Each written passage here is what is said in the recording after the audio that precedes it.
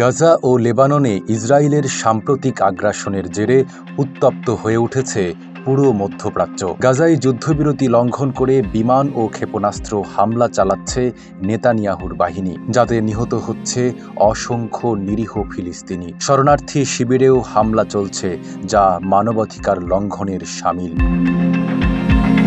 এদিকে লেবাননের দক্ষিণাঞ্চলেও যুদ্ধবিরতি ভেঙে হিজবুল্লাহর উপর হামলা চালিয়েছে ইসরায়েল।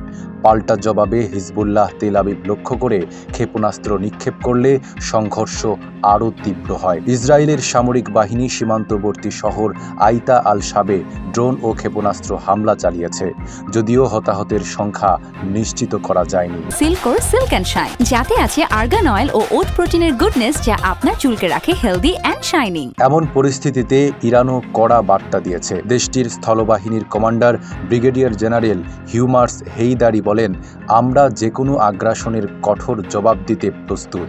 আমাদের সামরিক শক্তি প্রতিনিয়ত বৃদ্ধি পাচ্ছে। ইরান জানিয়েছে সীমান্তে সর্বোচ্চ নিরাপত্তা ব্যবস্থা মোতায়েন করা হয়েছে।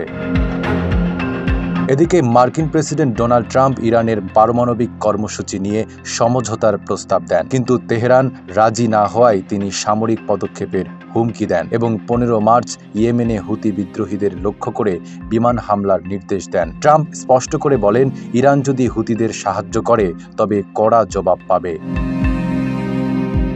ট্রাম্পের হুমকির জবাবে ইরানের সর্বোচ্চ নেতা আয়াতুল্লাহ খামেনি বলেন, আমেরিকা যদি ইরানকে আক্রমণ করে তবে কঠোর প্রতিশোধ নেওয়া হবে। এরই মধ্যে ইরান অপারেশন ট্রু প্রমিস 3 পরিচালনার ঘোষণা দিয়েছে।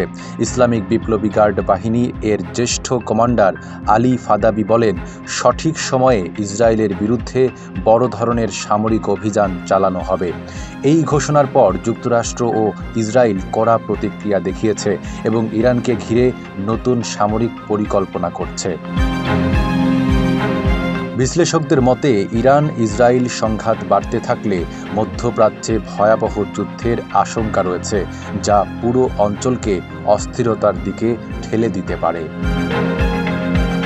নাইম আরাবী, ঢাকা পোস্ট।